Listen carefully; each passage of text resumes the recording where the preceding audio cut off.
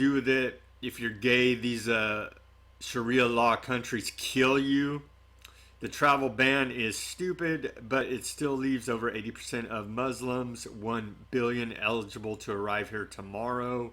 This confirms it. It was a Muslim ban all along. Extreme vetting was just dressed up. He said nothing about Muslims. He said people coming from those countries. Trump order begins by invoking 9/11 three times.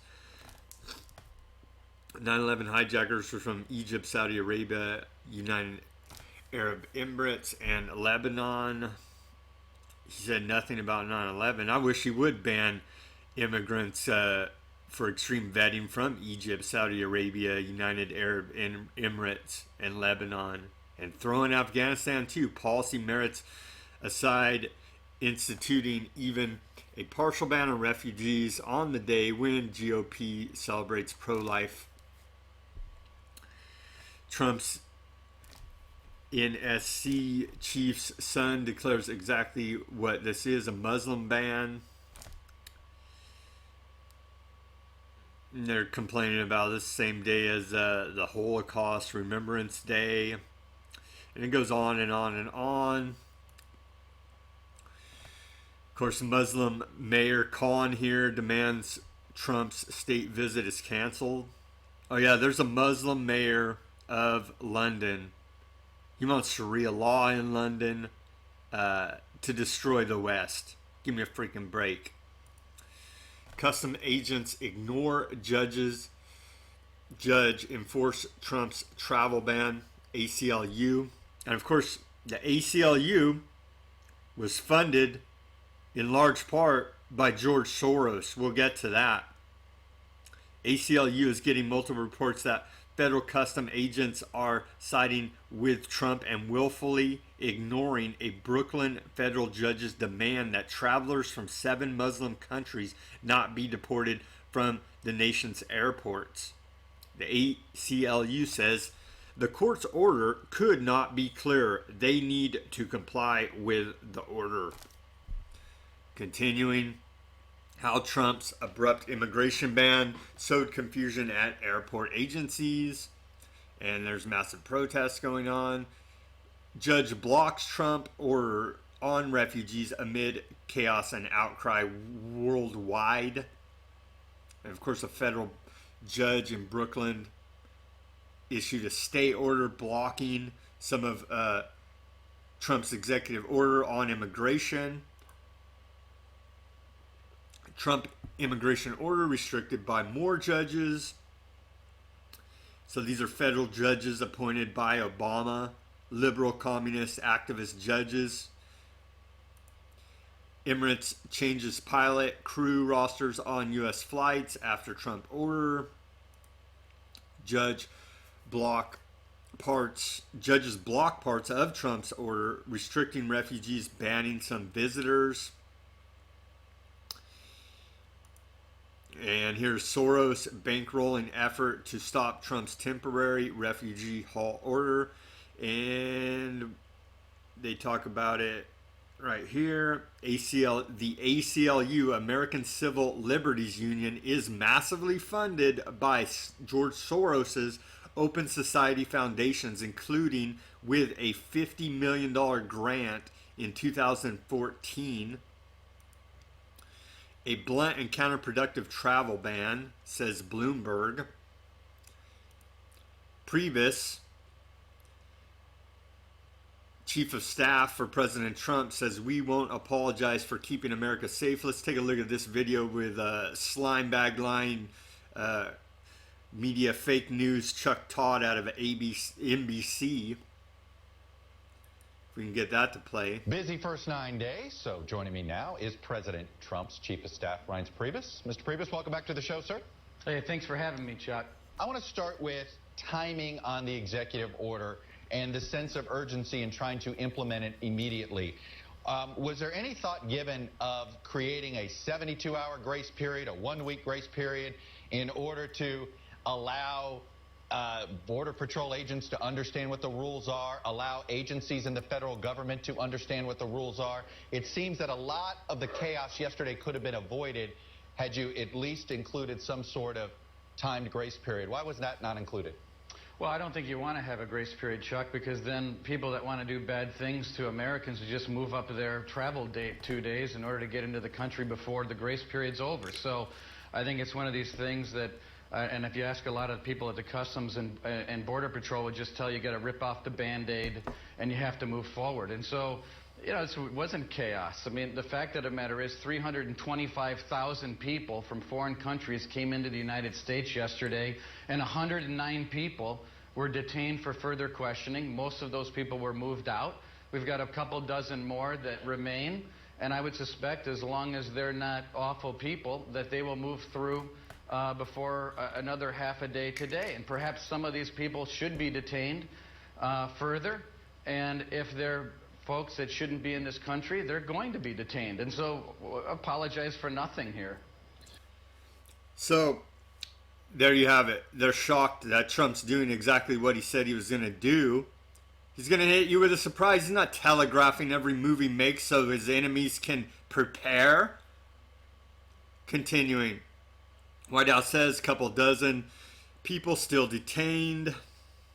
Of course, that's what Priebus just said.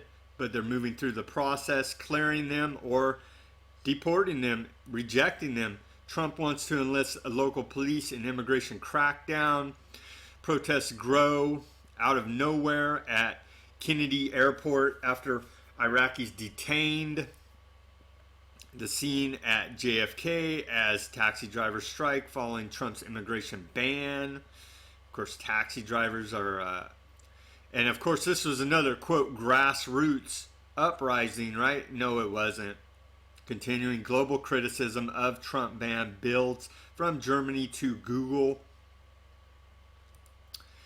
And of course, the lead organization that organized the protests was CHAIR, a subversive terrorist organization.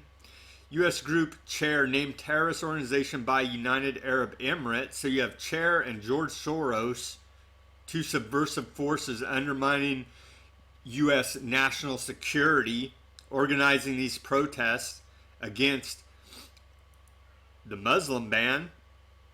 Homeland Security ignores judge continues enforcing Trump's travel ban.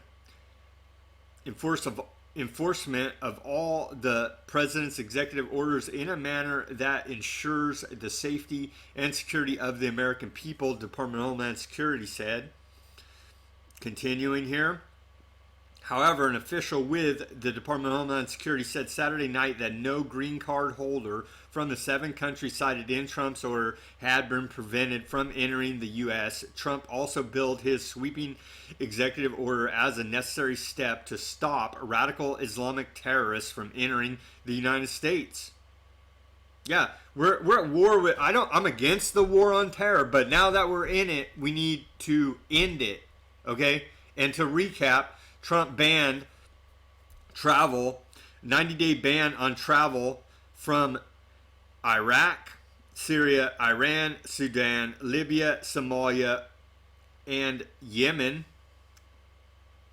or 120-day suspension, and a 120-day suspension on the U.S. refugee program.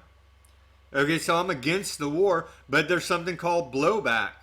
And we got to deal with it now. Trump's trying to end the war. Oops, CNN actually airs press conference with detained Iraqi traveler who likes Trump.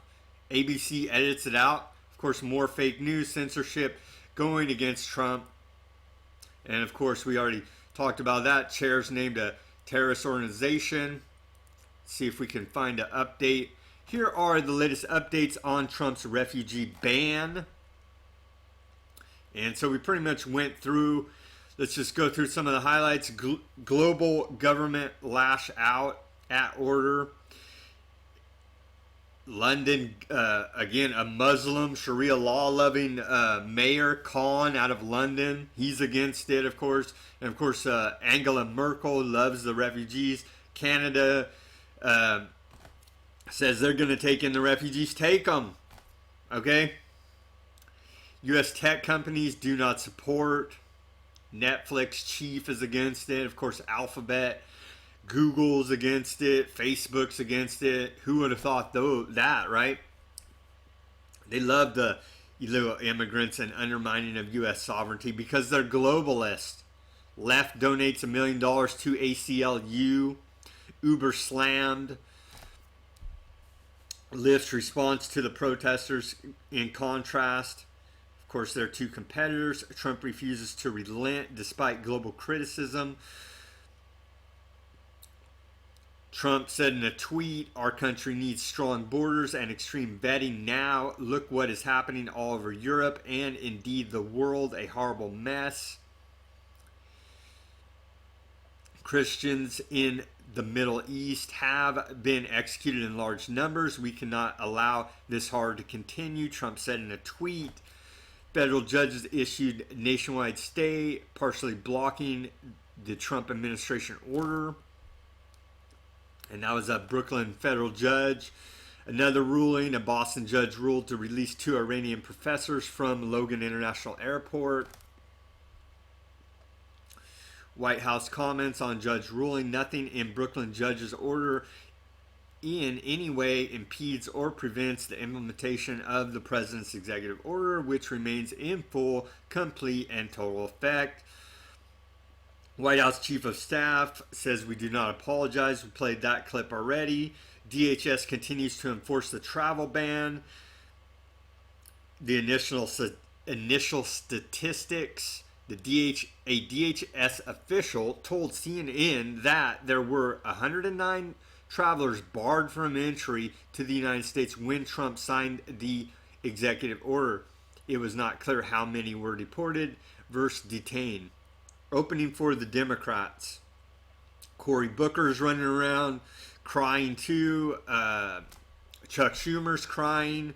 Terry McAuliffe is holding press conferences crying. I stand with the people gathered across the country tonight defending our values and Constitution. This is not who we are. We'll get to the hypocrisy of that. And of course, the anti-Trumper, GOPers, McCain. I'm not going to go through the whole list here. The only one that I could even halfway respect on the list is Justin Amash. But now we're going to get to the hypocrisy of the left here. Oh yeah, Obama administration stopped processing Iraqi refugee requests for 6 months in 2001 after the Federal Bureau of Investigation uncovered evidence that several terrorists from Iraq had infiltrated the United States via the refugee program. So Obama did the same thing. Where was the outcry from the left? Bleeding hearts. At that time, there was none because they're using it as a political weapon against United States sovereignty and national security. Here's more hypocrisy. 6 other times, the U.S. has banned immigrants. Donald Trump's Muslim, quote, Muslim ban. It's not a Muslim ban. He never said anything about Muslims. It's banning people from these countries we're at war with. Is not the first time specific groups or nationalities have been blocked from the U.S. And this goes way back. It goes back to 1882, the Chinese Exclusion Act. Chinese were banned from entering the U.S. for 10 years. Jewish refugees were banned during World War II by